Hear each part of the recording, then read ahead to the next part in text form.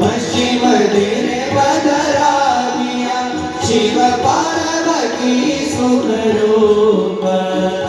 ગણપતિ વૃષભ મળી શોભે છે અતિ અનુપ મળી શોભે છે અતિ અનુપ મળી શોભે છે અતિ અનુપ